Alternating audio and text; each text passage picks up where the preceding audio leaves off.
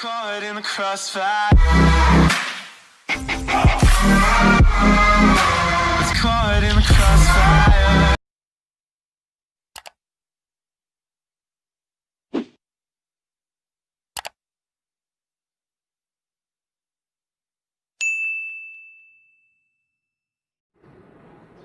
Assalamualaikum warahmatullahi wabarakatuh.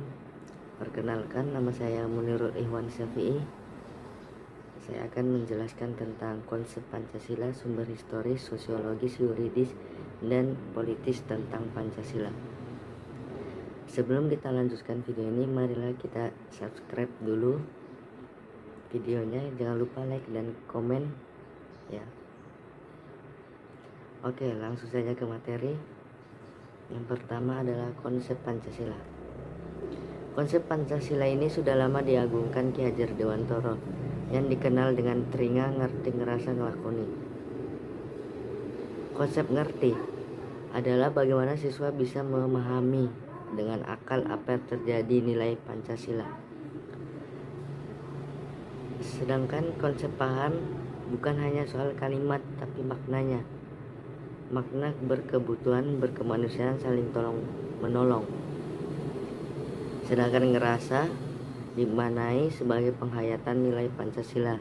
Dengan perasaan, siswa harus bisa merasakan keberagaman yang ada di tanah air untuk hidup bersama. Sedangkan ngelakoni itu, siswa bisa menjalankan nilai yang ada dengan bersungguh-sungguh. Secara konteks, tiga konsep ini akan berlaku sepanjang masa. Dia tidak ingin kemajuan teknologi mendegradasi karakter Pancasila. Yang kedua, sumber historis, sosiologis, yuridis, dan politis Pancasila. Sumber historis. Presiden Soekarno pernah mengatakan, jangan sekali-sekali meninggalkan sejarah. Pernyataan tersebut dapat dimaknai bahwa sejarah mempunyai fungsi terpenting dalam membangun kehidupan bangsa yang lebih bijaksana di masa depan. Hal tersebut sejalan dengan ungkapan seorang filsuf Yunani yang bernama Cicero yang mengungkapkan Historia Vitae Magistra yang bermakna sejarah memberikan kearifan.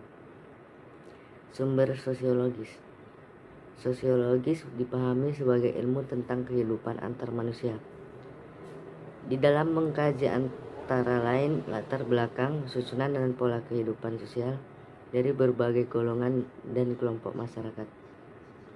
Di samping juga mengkaji masalah-masalah sosial, perubahan, dan pembaharuan dalam masyarakat. Itu sumber yuridis. Pancasila sebagai dasar negara merupakan landasan dan sumber dalam membentuk menyelenggarakan negara hukum.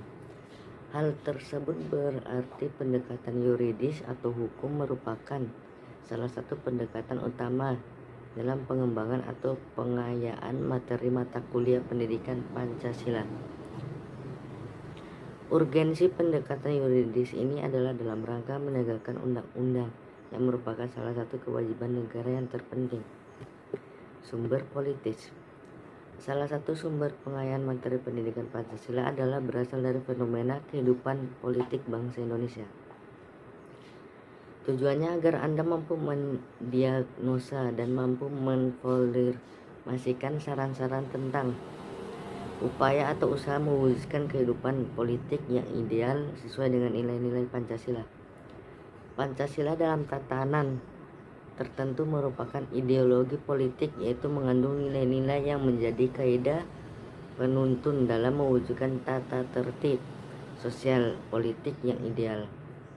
Melalui pendekatan politik ini diharapkan mampu menafsirkan fenomena politik dalam rangka menemukan pedoman yang bersifat moral yang sesuai dengan nilai-nilai ideal yang menjadi kaidah penuntun dan pedoman dalam mengkaji konsep pokok-pokok dalam politik yang meliputi negara, kekuasaan, pengambilan keputusan, kebijaksanaan, dan pembagian sumber daya negara, baik di pusat maupun negara. Oke, sekian dari video ini. Jangan lupa di subscribe ya, di like dan di komen.